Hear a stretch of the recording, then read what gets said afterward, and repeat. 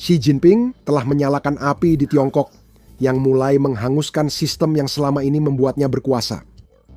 Percikan apinya adalah keserakahan, paranoia, dan ketakutan mendalam akan pengkhianatan. Kini hal itu muncul sebagai pemberontakan diam-diam di barisan yang dulu paling ia percaya. Awal bulan ini, pemimpin Tiongkok Xi Jinping berhasil membersihkan jenderal tertinggi Tiongkok dan Wakil Ketua Komisi Militer Pusat Zhang Youxia serta seorang jenderal Komisi Militer Pusat lainnya, Liu Zhengli. Pada 24 Januari 2026, Kementerian Pertahanan Tiongkok mengeluarkan pernyataan singkat namun mengejutkan. Sejumlah jenderal senior diselidiki atas pelanggaran serius disiplin dan hukum. Pada akhir hari itu, Zhang Youxia dan Liu Zhengli, dua tokoh paling berpengaruh di Tentara Pembebasan Rakyat, telah menghilang. Pertanyaan di benak semua orang kini sudah jelas. Mengapa Xi membongkar militernya sendiri? Bagaimana Tiongkok menghadapi kekacauan ini? Untuk memahami situasi di Tiongkok, mari kita telusuri peristiwa mengejutkan ini. Pembersihan terbaru diawali oleh nama yang mengejutkan, Jenderal Zhang Youxia. Kejutan itu bukan hanya karena dia seorang perwira, tetapi karena dia memiliki peran yang sangat besar, yaitu Wakil Ketua Senior Komisi Militer Pusat, badan yang mengendalikan seluruh militer Tiongkok. Zhang telah memegang posisi itu sejak tahun 2022 dan sejarahnya membuatnya tak tersentuh sebagai seorang pangeran elit. Putra komandan revolusioner yang berjuang bersama ayah Xi Jinping ini adalah sosok yang sangat dipercaya. Xi bahkan melonggarkan aturan agar tetap berkuasa setelah usia pensiun, menunjukkan jelas kesetiaan seperti dicatat semua orang. Jadi ketika Zhang tiba-tiba menghilang dari pandangan publik, menjadi jelas bahwa jika orang nomor 2 di PLA saja bisa mendapat masalah, maka kesetiaan tidak melindungi siapapun. Hubungan pribadi dengan Xi pun tak bisa menyelamatkannya. Jika Zhang bisa jatuh, siapa saja bisa. Lalu muncul Jenderal Liu Xinli, nama besar lainnya sebagai Kepala Departemen Staf Gabungan. Ia dikenal karena keahliannya dalam bidang logistik. Dia salah satu perwira senior terakhir dengan pengalaman tempur nyata saat bentrok dengan Vietnam puluhan tahun lalu. Di militer yang tak pernah berperang besar selama generasi, pengalaman itu sangat berharga. Pembersihan dirinya mengejutkan dunia dan banyak pihak. Pencopotannya bukan hanya simbolis, tapi memukul inti fungsi militer. Dampaknya akan kita bahas sebentar lagi. Selain dua jenderal tertinggi, banyak pemimpin senior PLA seperti komandan pasukan roket, kepala pengadaan, dan pejabat logistik juga disingkirkan. Faktanya, dari 7 anggota Komisi Militer Pusat yang diangkat Xi setelah Kongres Partai 2020-25 diantaranya sudah tidak ada, menyisakan komisi itu kosong, hanya tinggal Xi sendiri dan penegak disiplin Jiang Zemin. Selain itu, sekitar 2/3 dari pimpinan tertinggi PLA tahun 2022 telah dicopot, disingkirkan, atau sedang dalam penyelidikan. Rantai komando yang dulu menghubungkan mesin besar PLA kini telah terputus. Pembersihan tahun 2026 ini bukan sekadar memangkas pohon, tapi memotong seluruh cabang yang dianggap Xi bermusuhan, memberontak, atau korup. Menariknya, di tengah semua pembersihan ini, sesuatu yang tidak biasa sedang terjadi di lapangan. Laporan mulai berdatangan tentang pergerakan pasukan PLA di pinggiran Beijing. Video daring memperlihatkan konvoi tank, kendaraan lapis baja, dan tentara memblokir jalan tanpa pernyataan resmi pemerintah. Semua ini terjadi beberapa hari setelah kejatuhan Zhang Youxia, membuat orang bertanya-tanya apakah Xi mengerahkan pasukan untuk mencegah kerusuhan atau memperingatkan pihak yang masih mempertanyakannya. Jika demikian, pemberontakan diam-diam bukan lagi bisikan, tapi sudah meluas ke jalanan, ketakutan tak lagi sunyi. Ini memengaruhi cara orang bergerak, bertindak, dan berpikir. Tekanan seperti ini tidak membangun kepercayaan diri. Itu malah menghancurkan, membuat setiap perintah jadi ujian, dan keterlambatan jadi pemicu masalah lebih besar. Bagi siapapun di luar Tiongkok, pesannya jelas. Militer ini tak hanya siap menghadapi ancaman luar, tapi juga mengawasi dan bersiap menghadapi dirinya sendiri. Fokus internal seperti itu meningkatkan risiko kesalahan yang bisa berdampak ke Taiwan atau lebih luas. Kita akan bahas sisi Taiwan lagi beberapa menit ke depan. Terkait pemecatan yang kacau secara terbuka, Beijing mengatakan pemecatan itu karena korupsi. Itulah pernyataan resmi yang terus diulang-ulang di atas kertas. Zheng Yuxia dan Liu Xinli dituduh melakukan pelanggaran serius terhadap disiplin dan hukum. Kedengarannya tegas, tapi sebenarnya bisa berarti apa saja. Tapi itu adalah istilah umum yang bisa berarti apa saja, mulai dari menerima suap hingga bernapas terlalu keras saat rapat. Frasa itu sengaja samar, memberi ruang pimpinan bertindak tanpa penjelasan. Sangat khas. Korupsi menjadi isu utama di PLA, dan skandal pasukan roket menunjukkan kerusakan mendalam, memicu pembersihan oleh Xi sejak akhir 2023 hingga meningkat pada 2025. Laporan yang dikonfirmasi oleh intelijen Amerika Serikat dan penyelidik Tiongkok mengungkapkan bahwa silo rudal Tiongkok diisi dengan air, bukan bahan bakar. Para komandan mengalihkan dana pemeliharaan lewat suap, menyetujui peralatan cacat, dan memalsukan laporan kesiapan demi menutupi kegagalan. Penipuan yang disengaja ini telah merusak inti dari kekuatan penangkal nuklir Tiongkok. Setelah kebenaran terungkap, pembersihan terhadap pemimpin seperti Jenderal Liu Chao dan wakilnya dimulai dan masih berlanjut hingga kini. Di mata Xi, ini bukan sekadar korupsi, melainkan pemberontakan diam-diam yang muncul di dalam barisannya. Hal ini terlihat jelas ketika Anda membaca surat kabar resmi PLA.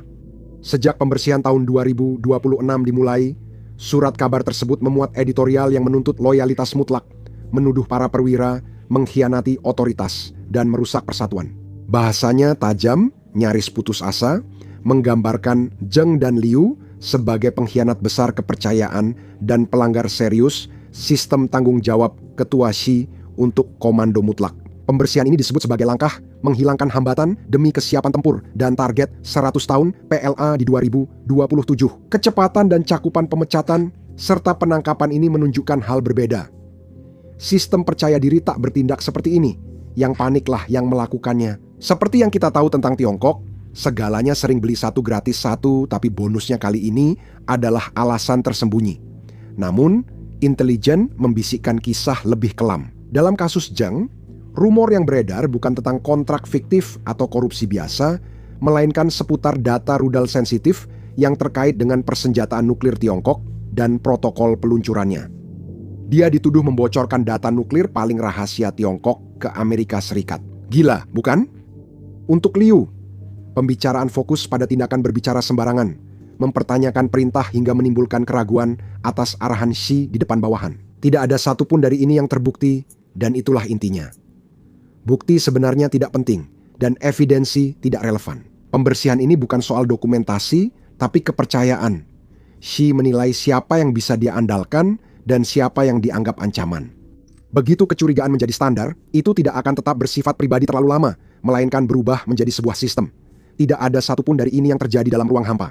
Rumor, orang hilang, dan tuduhan samar menandakan ada sesuatu yang lebih serius dari sekadar skandal. Kini, kecurigaan saja sudah cukup menyingkirkan para jenderal top. Kamu perlu mundur dan melihat bagaimana korupsi terus terjadi di PLA, serta mengapa hubungan Xi dengan institusi itu berubah drastis. Korupsi di PLA bukanlah hal baru di era Xi, melainkan telah menjadi bagian sistem selama puluhan tahun.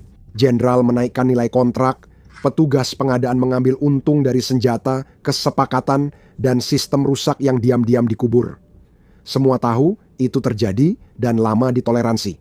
Itu bukan dianggap kejahatan, tapi gesekan. Biaya buruk ini masih bisa dikelola dalam bisnis di birokrasi militer besar dan tertutup. Yang berubah bukanlah korupsinya sendiri, yang berubah adalah bagaimana Xi mulai memandangnya. Lihat, seiring waktu, Xi berhenti melihat korupsi sebagai masalah manajemen dan mulai melihatnya sebagai masalah loyalitas. Baginya, kontrak yang di-markup bukan hanya pencurian, tapi bukti pejabat membangun jaringan kekuasaan pribadi di luar kendalinya. Sistem yang rusak bukan lagi sekadar kelalaian, tapi tampak seperti potensi sabotase. Laporan palsu bukan hanya kebohongan demi karier, tapi juga peringatan bahwa rantai komando tak dapat dipercaya di saat kritis. Begitu korupsi ditafsirkan seperti itu, kecurigaan pun menyebar dengan cepat. Setiap kejanggalan mulai terlihat disengaja, setiap kesalahan terasa politis, setiap kegagalan menjadi urusan pribadi. Pergeseran itulah yang membuat pembersihan kali ini berbeda. Karena itu, pola yang terbentuk lebih penting dari tuduhan spesifik. Korupsi jadi alat, bukan kekhawatiran. Xi memakainya untuk menyingkirkan siapa saja. Dia meragukan tuduhan itu hanyalah langkah pembuka. Pembersihan adalah tujuan utamanya. Dengan membingkai semuanya sebagai disiplin, Xi menyembunyikan apa yang sebenarnya terjadi. Ini bukan reformasi, tapi pencegahan, kampanye yang dibuat untuk menghancurkan perbedaan pendapat sebelum terorganisir atau sadar akan keberadaannya.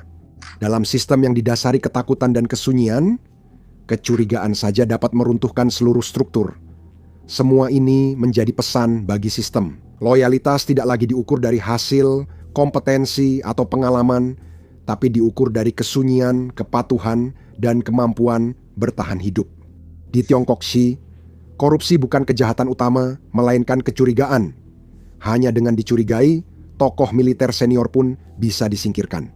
Begitulah narasi pemberontakan tercipta. Bukan dengan tank, di jalan atau jenderal menyerbu markas, melainkan lewat keraguan, kesunyian, dan inisiatif yang tak pernah sampai ke atas. Komandan yang menunda perintah dianggap tidak setia, bukan berhati-hati.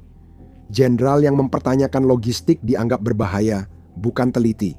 Perwira staf yang meragukan bukan analitis, tapi berkonspirasi. Bagi Xi, pemberontakan sudah terjadi, tersembunyi tapi meluas dan meresap. Setelah yakin akan hal itu, menyerang lebih dulu terasa seperti bertahan hidup. Dia menyingkirkan orang-orang yang dulu dipercaya, bukan karena pemberontakan, tapi karena di sistem yang dikuasai ketakutan, keraguan dianggap pengkhianatan. Inti dari semua ini adalah Xi mengubah pembersihan jadi alat kendali mutlak. Ingat bagaimana kita membahas bahwa Komisi Militer Pusat yang dulunya merupakan dewan beranggotakan 7 orang untuk menyeimbangkan kekuasaan, sekarang hanya tersisa 2 orang, Xi sendiri dan seorang penegak disiplin. Artinya, perdebatan sudah tidak ada, pembatas sudah hilang, dan yang dulunya merupakan dewan para jenderal kini berubah menjadi ruang takhta untuk 1 orang saja. Setiap pemecatan semakin memperkuat cengkeraman Xi dalam jangka pendek, tetapi juga membuatnya semakin terisolasi, dikelilingi oleh orang-orang yang terlalu takut untuk mengatakan kebenaran. Dampak yang tidak menguntungkan dari hal ini adalah militer kehilangan pengalaman, kompetensi, dan memori institusional. Lihat bagaimana struktur-strukturnya berantakan. Departemen staf gabungan kosong, kepala pengadaan dan logistik sudah tidak ada. Kini, Xi berada di pusat sistem yang mengutamakan loyalitas, menebarkan ketakutan, dan menuntut diam demi bertahan hidup. Pembersihan ini terasa mengganggu karena waktunya. Xi memulai masa jabatan ketiganya sebagai pemimpin Tiongkok tanpa menunjuk penerus, keputusan yang sangat berarti. Itu menunjukkan keinginannya untuk terus berkuasa tanpa batas dan menciptakan kekosongan di puncak. Tidak ada pewaris atau otoritas alternatif yang dipercaya. Xi malah mempersempit, bukan memperluas lingkaran dalamnya. Dengan setiap tokoh senior yang disingkirkan, pembersihan berikutnya mulai terasa bukan lagi sebagai pengecualian, melainkan sebagai sebuah kepastian. Pesan sistem sangat jelas. Suksesi bukan rencana, melainkan ancaman bahwa waktu sangat penting untuk melihat masa depan. Tentara Pembebasan Rakyat mendekati ulang tahun ke-100 tonggak sejarah yang dikaitkan Xi dengan janji membangun militer kelas dunia. Di Tiongkok, hari jadi bukan hanya upacara, tapi juga tenggat waktu. Xi mempertaruhkan legitimasinya dengan janji modernisasi militer pada 2027. Tanggal ini sejalan dengan rencana kontingensi Taiwan dan seharusnya jadi momen kepercayaan diri serta unjuk kekuatan.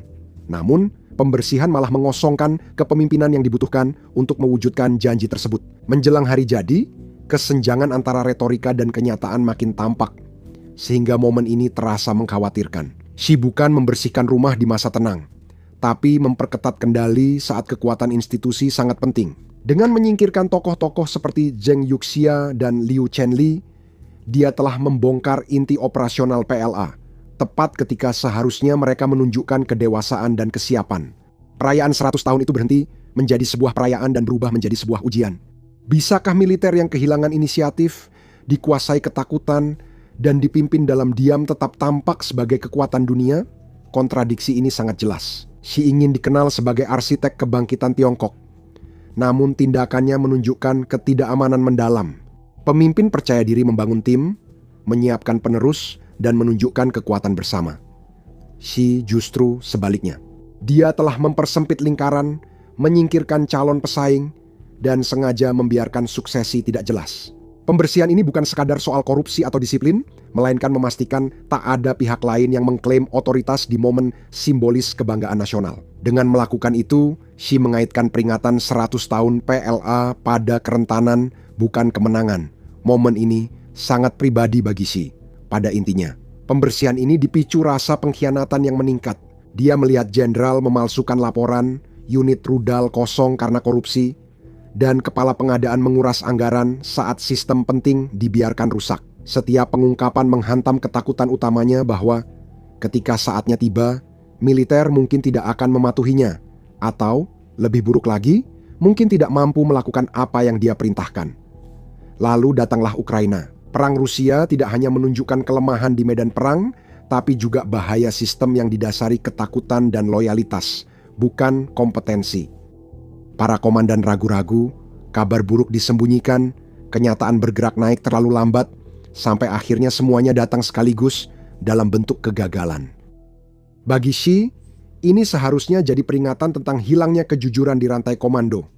Namun, alih-alih melindungi kompetensi, ia malah menarik kesimpulan lebih suram.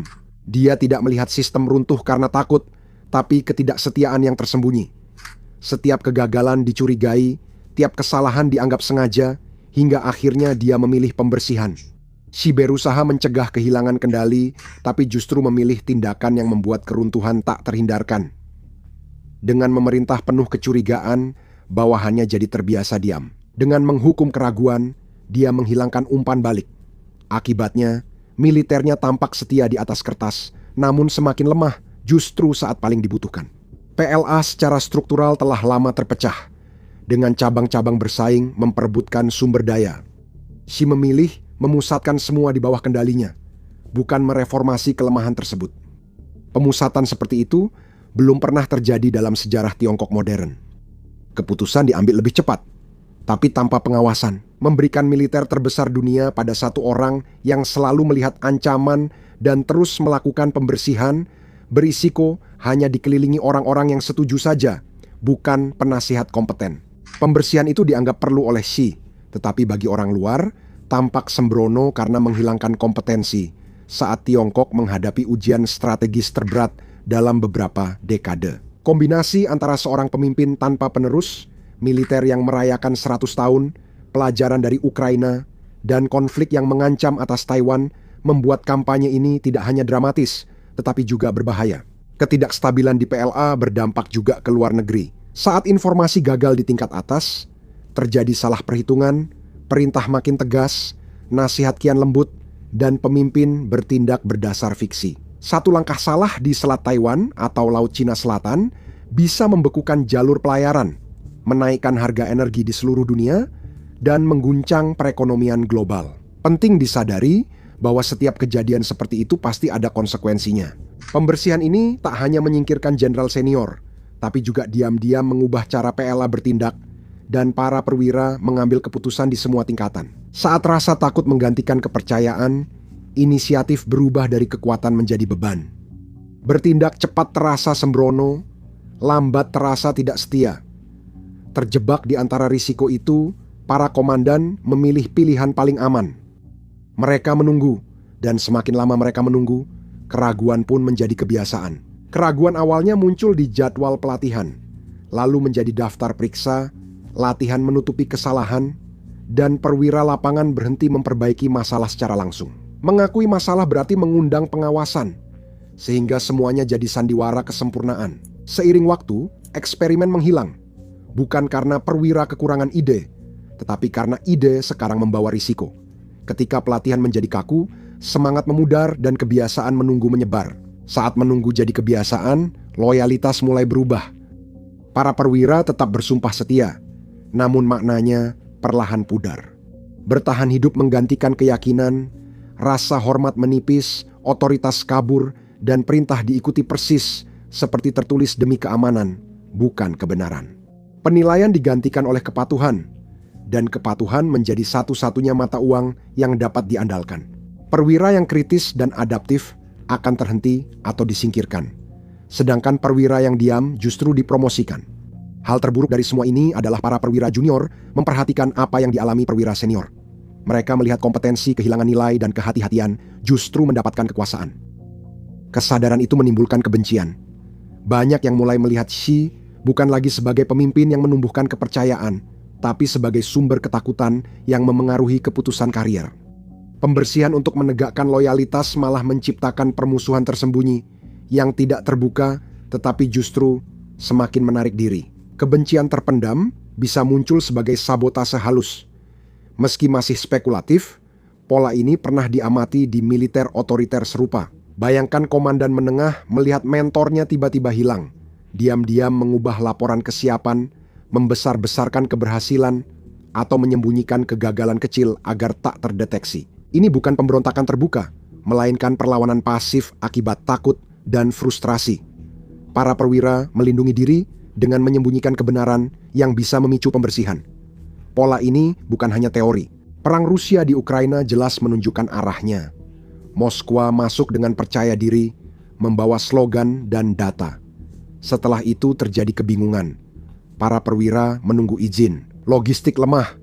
Loyalitas politik diutamakan ketimbang realitas perang. Sistem menghukum inisiatif, dan medan perang menghukum sistem. Xi menyadari hasil ini, namun malah menciptakan lagi kondisi penyebabnya. Tanpa kepemimpinan kolektif, pengambilan keputusan tingkat atas jadi lambat. Ketika Liu Jinli menghilang, jembatan antara niat politik dan aksi militer menjadi lemah. Rencana menumpuk menunggu persetujuan, satuan ragu dan tak yakin perintah mana yang aman dijalankan. Bahkan keputusan rutin mulai terasa berbahaya, dan ketika pusat melambat, kerusakan menyebar keluar. Program utama seperti rudal hipersonik, sensor canggih, dan sistem komando AI terhenti.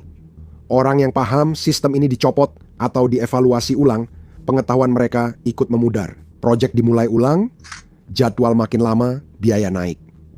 Upaya menutup kesenjangan teknologi malah memperlebar kesenjangan tersebut. Melihat pembersihan ini hanya sebagai sabotase diri adalah keliru. Sejarah membuatnya lebih rumit. Xi pernah melakukan ini sebelumnya dan terakhir kali sukses setelah 2012 saat kampanye anti korupsinya membersihkan jajaran atas PLA. Tokoh-tokoh besar seperti Jenderal Xu Kaihao dan Guo Baxiong disingkirkan bersama dengan jaringan perlindungan yang melindungi mereka. Pada tahun 2017 lebih dari 100 perwira senior telah disingkirkan. Dampaknya memang keras, tetapi rantai komando yang efektif menjadi lebih sederhana. Pusat-pusat kekuasaan saingan runtuh dan loyalitas mengalir ke atas menuju Xi. Dalam jangka pendek, PLA lebih cepat merespons keinginan Xi, perintah dijalankan lebih cepat, perlawanan berkurang, dan bagi Xi pelajarannya jelas. Pembersihan memberi kendali. Tapi tahun 2026 bukan tahun 2013, gelombang ini berbeda. Dan bukan hanya dari segi skala. Waktunya jauh lebih berbahaya. Penindakan sebelumnya memangkas korupsi tanpa merusak sistem. Mereka menyingkirkan saingan politik sambil menjaga kekuatan operasional. Kini, pemangkasan lebih dalam menghilangkan pengalaman dan memori institusional di saat krusial. Ketegangan di Taiwan meningkat. Ini risiko yang diambil Xi. Ia mungkin mendapat kepatuhan langsung, tapi mengorbankan kesiapan jangka panjang.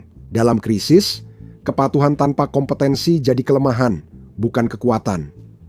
Inilah paradoks yang diciptakan Xi, takut dikhianati sehingga melakukan pembersihan. Pembersihan itu menciptakan keheningan, bukan pemberontakan atau perlawanan. Para perwira mematuhi tanpa kejujuran.